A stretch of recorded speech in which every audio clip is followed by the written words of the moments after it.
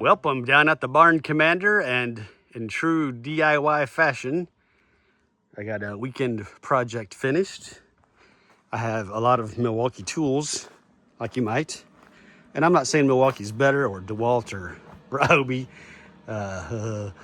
but I spent the weekend organizing the Milwaukee tool shelf. You see all the Milwaukee tools there, and I got the interior of the foyer finished.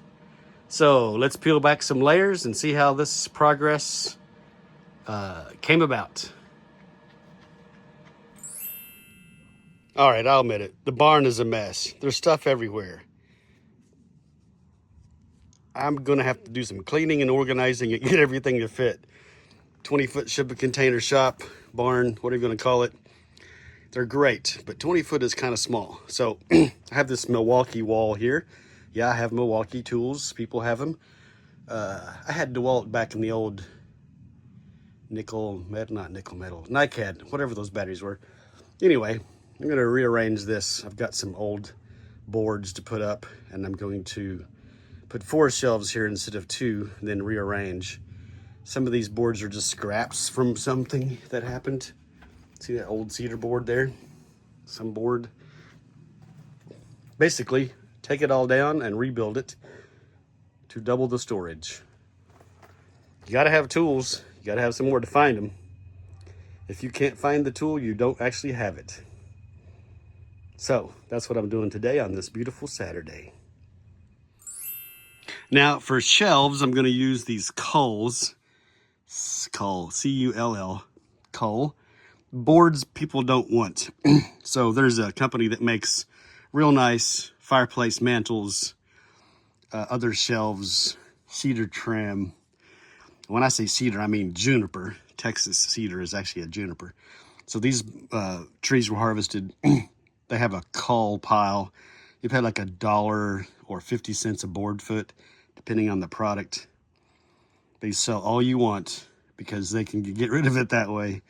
Some of these boards are, some of them can be made into something real nice. I'll put a video or a photo of something real nice that I made with this material. See, like this live edge under the table TV, or a queen size bed, which I named the UFO bed. See, look, here's the secret. On the back, there's a knot breakout. And so it's not really presentation quality. But for a barn shelf, I'll put this up and sand it. And I won't finish sand it. There'll still be some saw marks, but just to make it a little bit smoother. On this live edge, sometimes I'll try to preserve the bark and seal it up.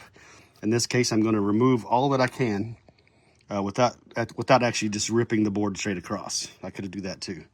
And then in a second, you'll see I'm going to put a tung oil finish, which is a little bit of tung oil and polyurethane or whatever that chemical component is. Basically, it'll darken the wood and seal it. All right, so let me cut this board to length. These were already cut once, and then this piece is going to be fine for becoming a shelf to hold Milwaukee tools. All right, let me cut and you'll see. Stand by.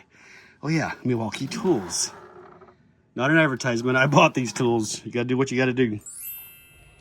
Now we are at station 2, which is sanding the boards and getting them ready for station 3. So sanding, I'm going to use 80 grit Velcro paper on this RO sander, nice DeWalt, which I've had for a long time. When you sand this cedar, eventually the paper does wear out, right? So I'll just sand this board for 15 minutes on all the sides. At first I'll have 80, and then as the sandpaper wears out, I'll have 120 or 200, and then it'll just get smoother and smoother. Now, I'm not finished sanding this. There still will be cut marks in the board. I'm just making it smooth and removing the bark. And then I will decide, I think this is going to be up. Oh yeah, this is the one that has the gnarlies in the back. And then I'll round the corners and make it look nice. And then we'll go on to station 3, finishing. Okay, let's get started. This is too noisy to enjoy long term, but RO sanding. at its best.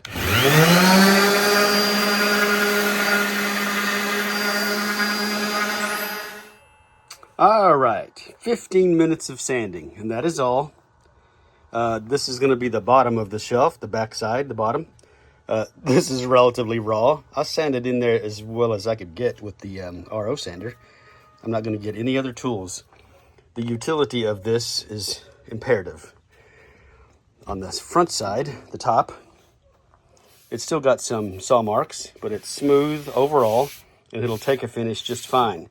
Now, if I was making this into some nice piece, I would have cleaned out those holes, made this more receiving of material, and I would have plugged that hole, maybe with like an emerald green epoxy, which I would have then sanded smooth. But in this case, it's just a utility shelf using some leftovers, and now we're going to go on to station 3. Okay, this is not really a shop, is it? Hello, friend. This is a big pile here. So I sanded it down to what I would call a beginner level. That's barely not even finished.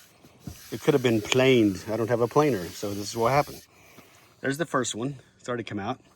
I may need another coat of the material. I can see the lines showing up. It's drinking the solution. And the solution I'm using is basically a tung oil finish. It's tung oil with polyurethane, probably. You can get 100% pure tung oil, but that takes a long time to put on, and it takes a long time to dry. And I want immediate results. Somewhere it says what tung oil finish is. Anyway, it's some part tung oil. Tung tree. It's the sap of a tung tree. T-U-N-G. Then to put it on. Oh yeah, I was going to show you how I put it on. Oh wait, let me go get a glove and put on. So stand by. All right, I put a glove on because I don't want that stuff on my hand. It's probably fine. I don't know. Then I use an old rag from a shirt in this case. Sometimes I use old socks. And I'm going to use this. I'm going to saturate this and rub it into the wood. You can see here, I'll show you. If this is saturated, the grain will soak it up. So then as a cheat or a shortcut, I actually just pour the tung oil on the wood. There we go. Focus on what I'm doing when focus on filming. That's a lot. So let me set that back down and get back over here before it runs off the edge. There we go. I'm facing downhill a little bit here. So, yeah, and I've done a couple things. I've put a lot on the grain, maybe too much. And I've also now completely wiped it up with the rag, the cloth, and then I can actually rub it into the finish. You'll see how it pops. The color just pops on the cedar. It's so nice. And then I will just pause the video, but I'm going to keep rubbing this in until it soaks up, and then I'm going to give myself another dose. I'll do all 6 sides of this board. Well, you know, the back, the front, the left, and the right edge, and the bottom, of course. So then this will just soak in. Now, in the end, like that board there, it's soaked a lot of it up, especially in the cut grains that didn't get sanded. I will come back and put another coat on. I'll put coats on all the boards, at least on the tops, so that I'm happy with how it looks. I mean, it's just going to hold some tools. It doesn't have to be presentation grade, but this is what we're doing. All right, stand by. We'll keep on going. All right, board number 3. This board is going to be at eye level. So it's the one that has good on the bottom and good on the top. And it's also kind of narrow on the right side where it'll be by a door, and it's wider on the left side where I'll be able to accommodate more items. So I'm going to cut this one to length, 43 inches like the rest. And then this bark already kind of peeled off. It was already peeling off. This will be a nice board for shelf number 3, eye level.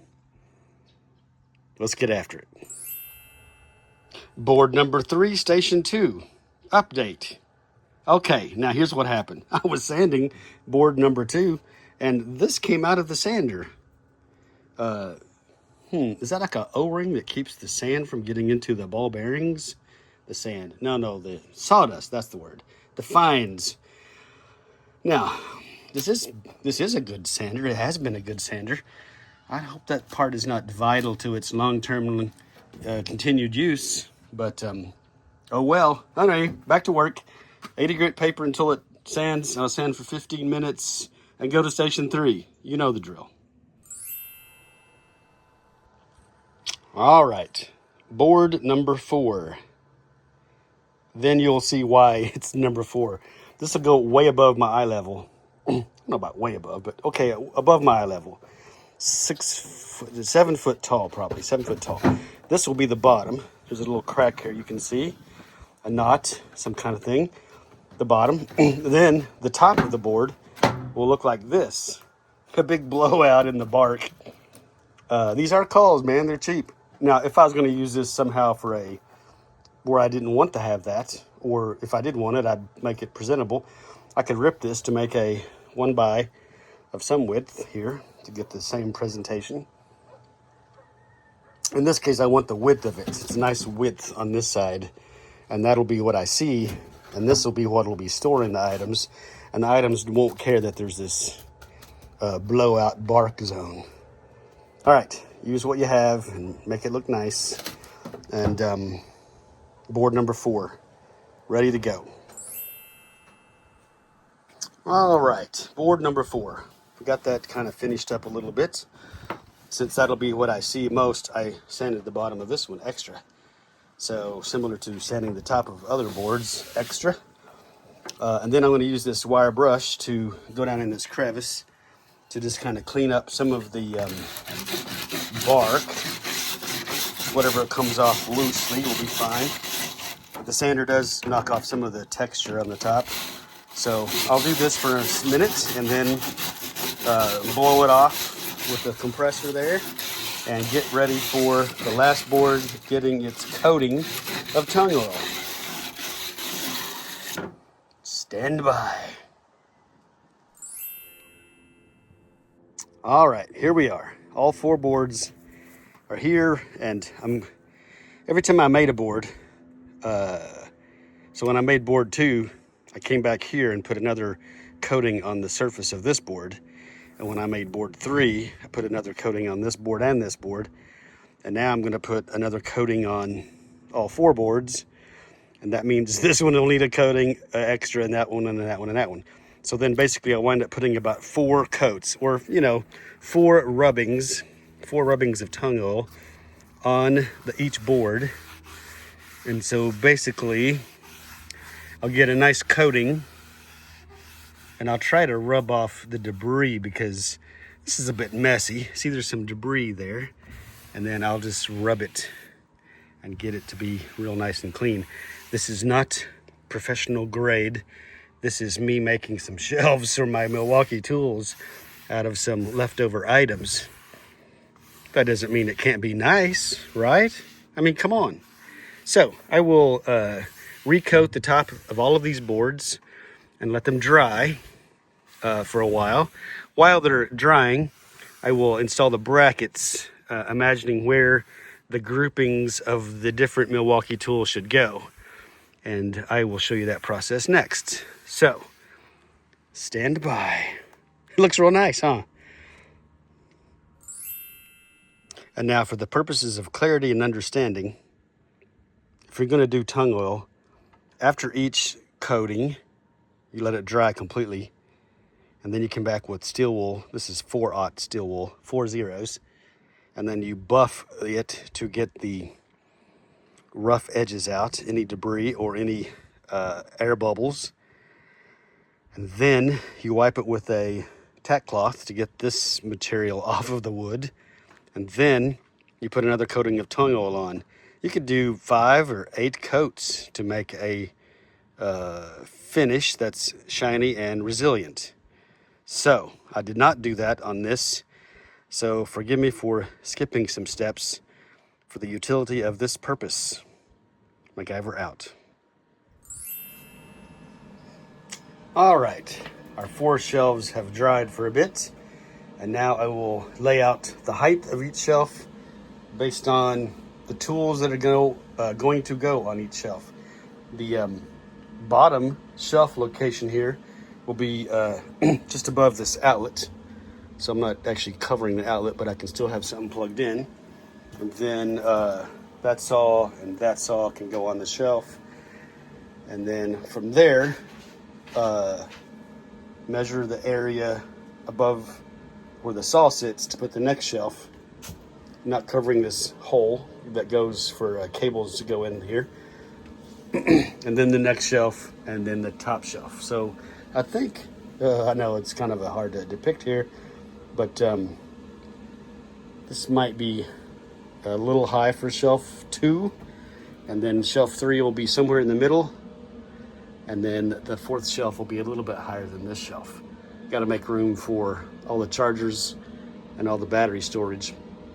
I think I'm going to mount these battery clips to the bottom of the shelf to make more room for everybody. I have 2 more chargers to integrate. So, and I had started putting that 4th charger in the 5th charger there, or whatever that number is, 3rd and 8th, I guess. So, make room for everything. Now, this looks like a lot of Milwaukee. This is actually 15 or 20 years of buying.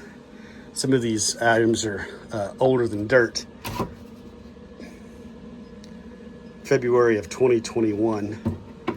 And then December of 2024. Actually, since it is charged, I can put it there. Put that one there. Some of these small 2 amp hour batteries are from 2019 and 2018. This is from 2015.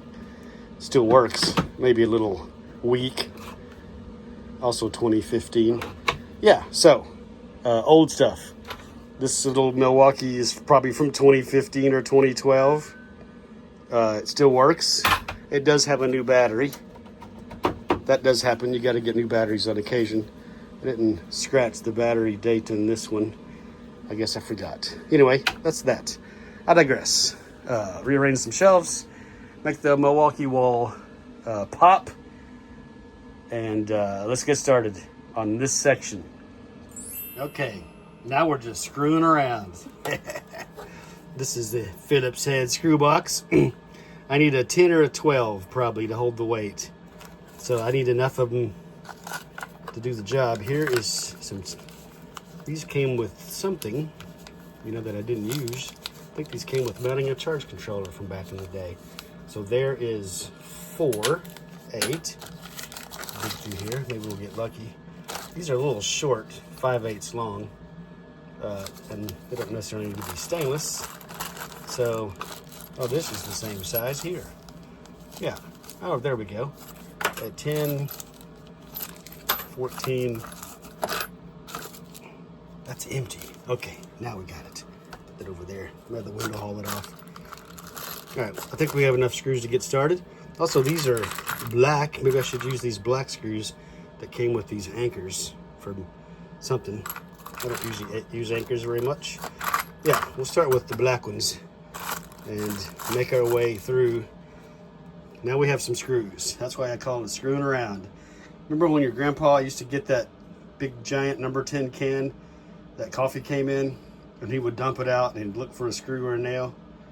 Well, I've modernized that slightly, and these are all Phillips head, pan head screws, although there were some flathead ones. Sorry about the difficulty there. All right, let me get some screws and stop screwing around. Back to work. 1 down, still got to go. Yeah, I can't say 3 to go because I still have to take 2 down. 1 down, 5 to go. Something like that. Well, rework is the hard part sometimes. All right, keep going. All right, shelf number 3. I'm trying to use the tools to set the space.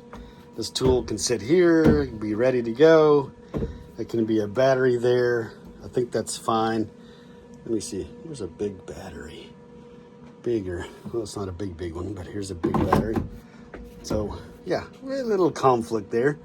But then you still have to pull it out to get it up. So I don't want that to be a problem, ergonomically speaking. So, and then I still want to be able to reach the items without getting a ladder. And the next shelf will be here. And I've already, see many holes I've already put in this, making it all happen. Anyway, I digress. Let's get the last shelf mounted. All right, we got that fourth shelf on up there. I've got it sort of arranged, trying to organize it. Now, obviously I haven't finished the actual wall.